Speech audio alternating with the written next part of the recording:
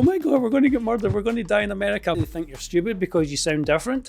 We work with every organization under the sun. Do you think immigrants do better in business? We have knowledge that they don't have. I always try and kind of crack the ice. That's another leap of faith. Yes. And I came here with no job. Be prepared to work hard.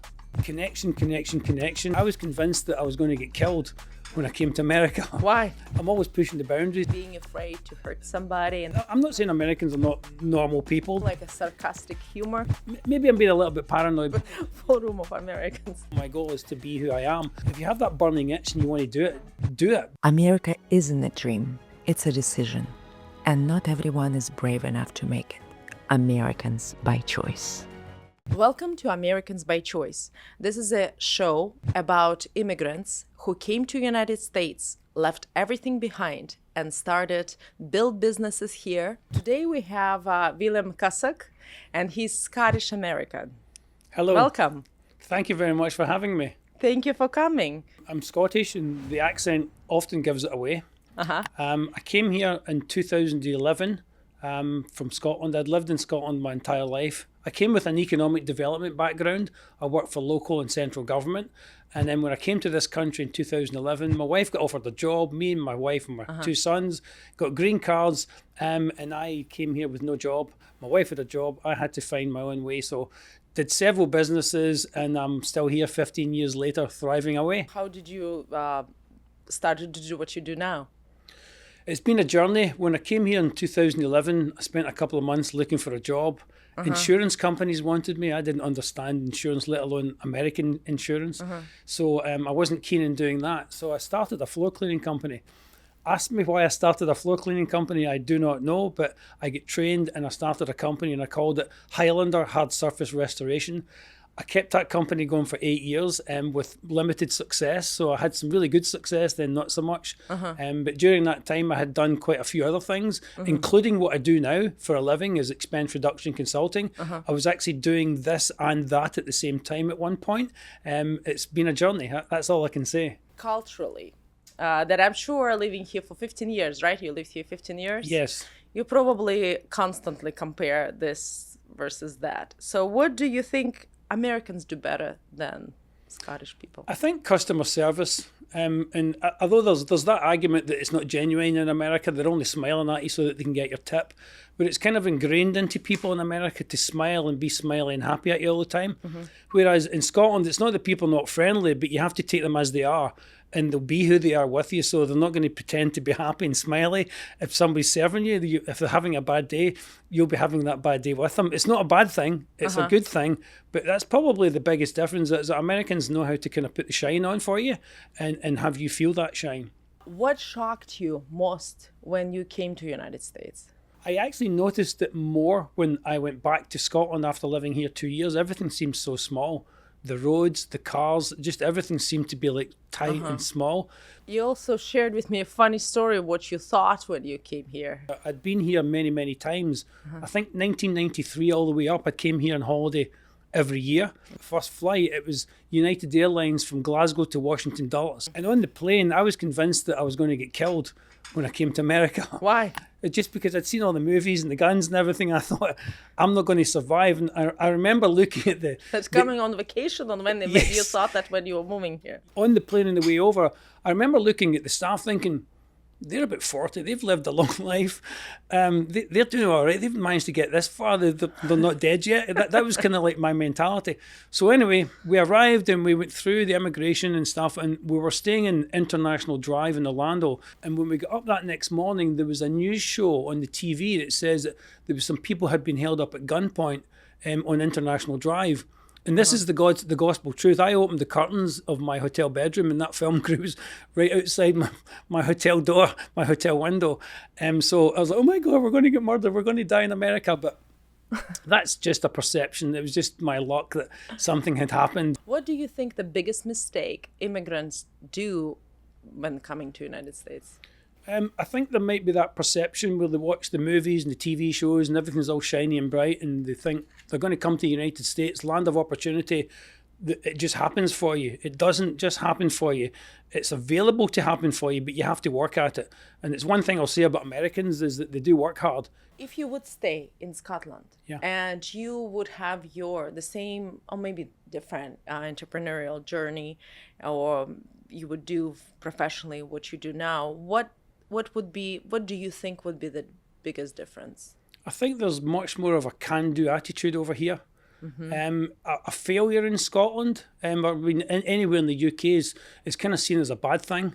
If you go to the banks and ask to borrow money, or had a business and it failed, they're going to shove you out the door.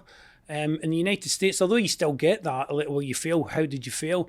There's much more of an encouragement here, is that you fail, you've tried something, that's a learning curve, therefore you're probably not going to make those same mistakes before. And I think that's probably a big difference in the culture and the mindset. Yeah, there is a permission to fail, even in terms of you can file a bankruptcy. Yep. And you can still build another business, and I mean, obviously you suffer consequences from that, but I think it's probably less than that would be in the different countries. Yeah, and in this country there's that mindset that you're going to fail, you're going to suck at things, and this country accepts that. And one of the biggest things that I learned in business that early on, and I wish I'd known it before I started business, is bring in the right people. Bring people in to help you as early as you possibly can, because that was a mistake I personally made with my floor cleaning company. I didn't bring the help in at the earliest stage when I could.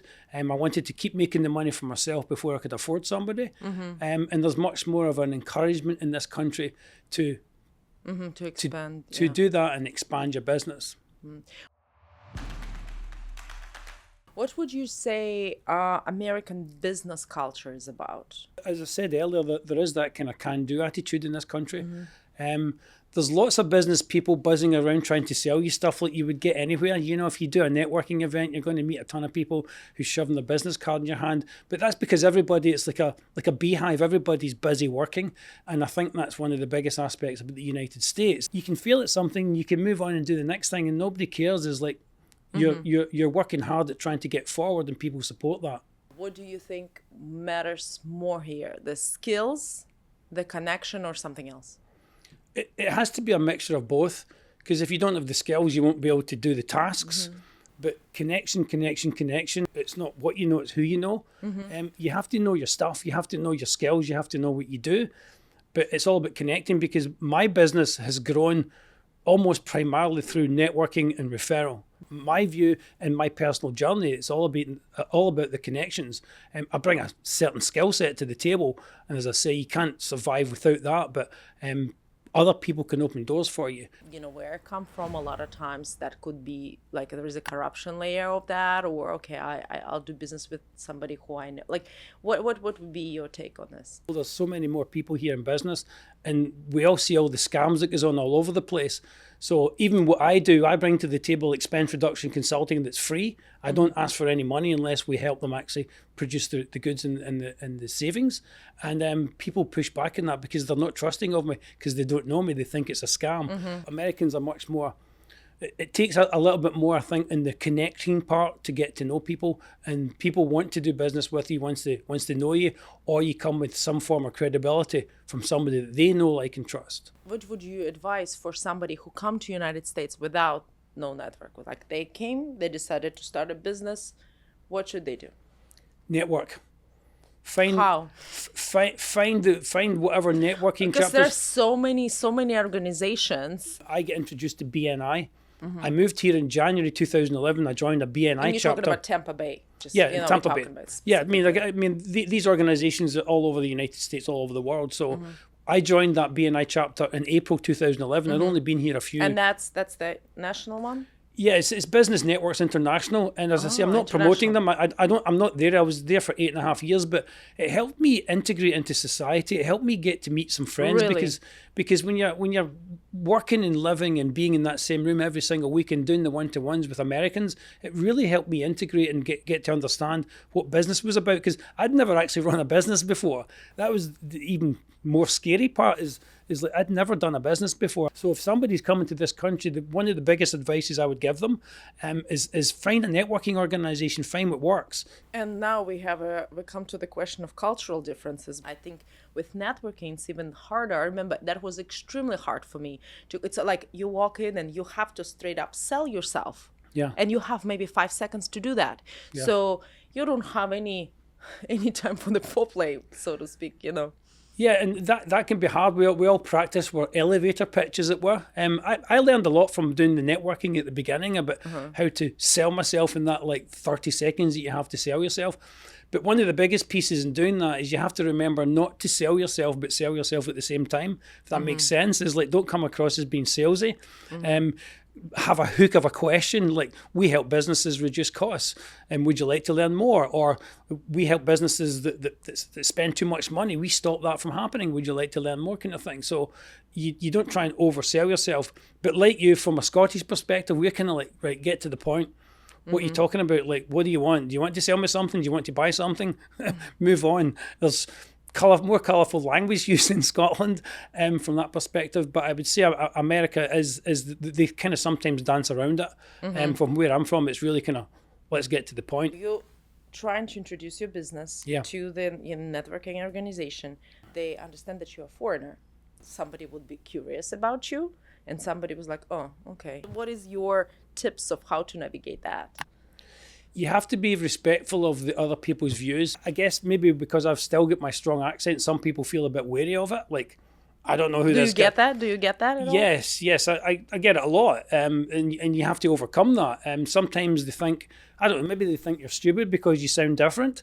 You don't. Did you ever get that feel? Yes, sometimes. And sometimes I walk into a room, sometimes I'm walking down the street. Do you have an example, maybe? Just when I'm speaking to people, it's kind of like sometimes they brush you off before you even get to finish what you're saying, kind of thing, and they're looking over and they're talking to somebody else, or in networking circles they kind of turn their shoulder to you, things like that. I mean, we all get that. Everybody gets that, but I feel maybe I'm being a little bit paranoid because you think that must have been predicated on the accent. Some of it, I think so. I mean, like a lot of people warm to the Scottish accent. My goal is to be who I am, and that's one thing that Americans like. They like genuineness. I mean, I think everybody likes people to be genuine, and I'm about as genuine as they come because I like to make people smile and laugh, and it's part of what I do. Sometimes I think I do it too much. It's like, oh, maybe I didn't sign the deal there because I tried to make that CEO laugh or make them smile, because I always try and kind of crack the ice a little bit. Is there any particular instances when you feel, or there's no pattern really? And you feel like that? There's no pattern. I mean, I could be sitting in a networking room. You know, networking rooms are all sitting around having lunch and stuff.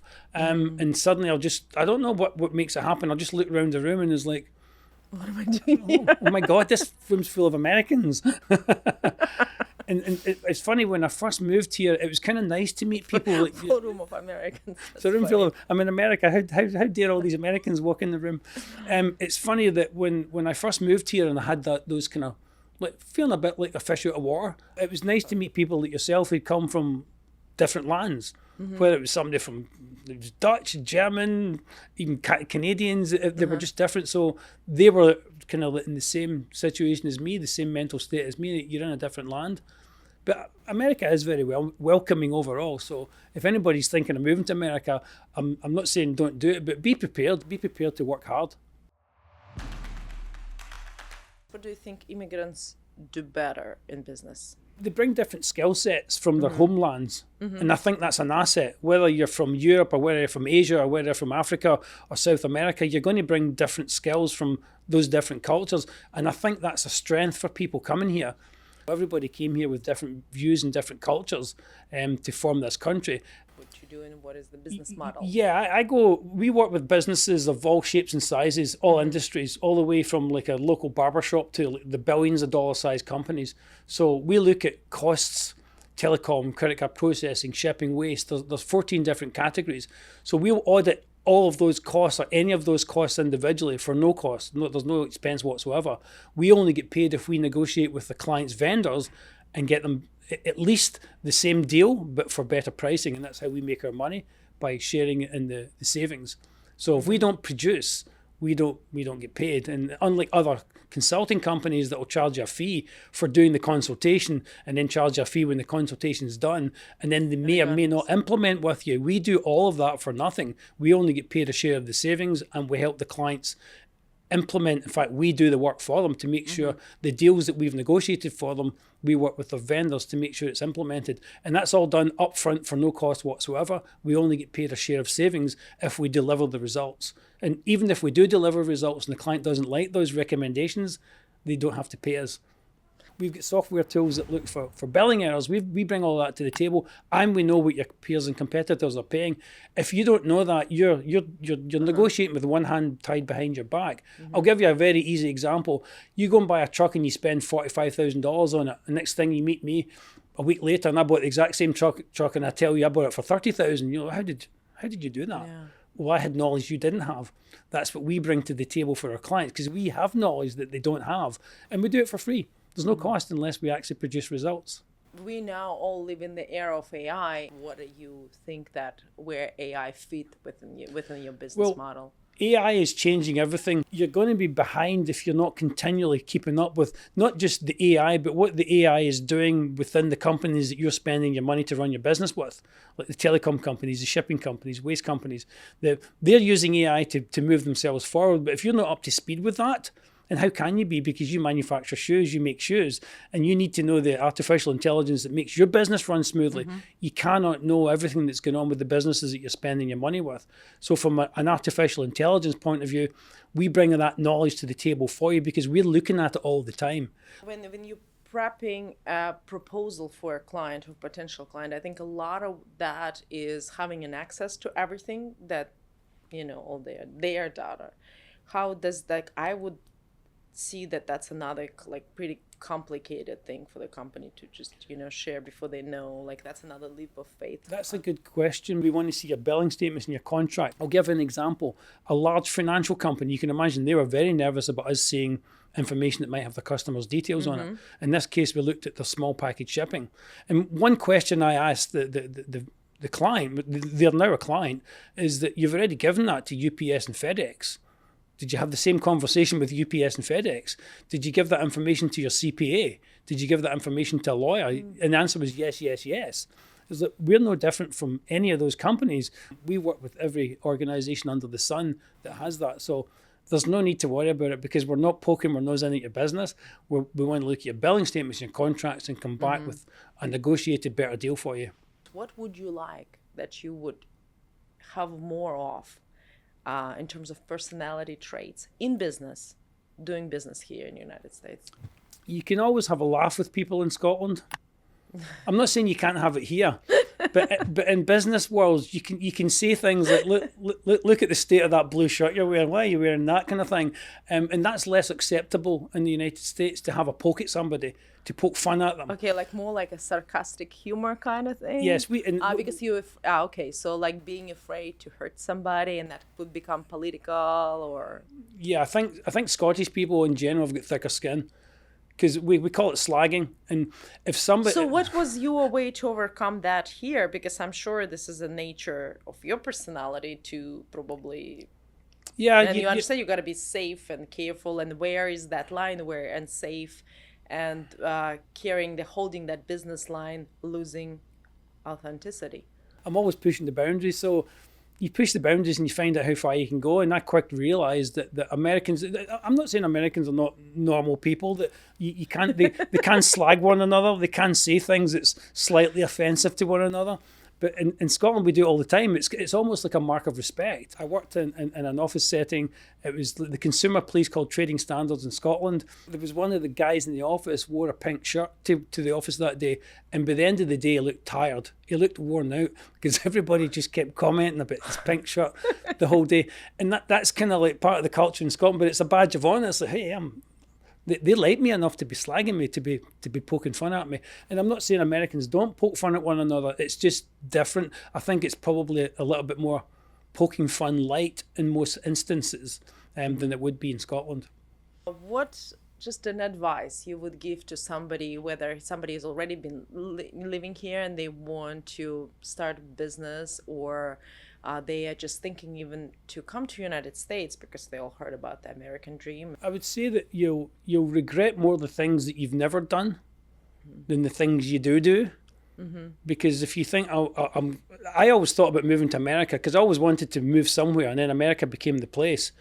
And now that I'm here, I mean, there's some regrets. There's some things about living here that I wish I could bring parts of Scotland with me. I miss my people. I miss some things, but I don't regret it for one minute. What those things were? Well, just the humour, that kind of quirky sense of humour. Scottish people swear a lot. It's kind of like part of the culture. And I know lots of cultures have that, but in Scotland we say we're going out for a good drink and a swear. So you go to the pub and have a good drink and a swear. I guess the biggest piece of advice is if you have that burning itch and you want to do it because you'll regret it if you don't, more than you will if you don't. Thank you so much. Thank you. Thank you. you. Wonderful. This is William McKissack. I am Scottish American. I am American by choice. America isn't a dream, it's a decision. And not everyone is brave enough to make it. Americans by choice. Continue. Creatively driven. Focused on results. Digital marketing agency.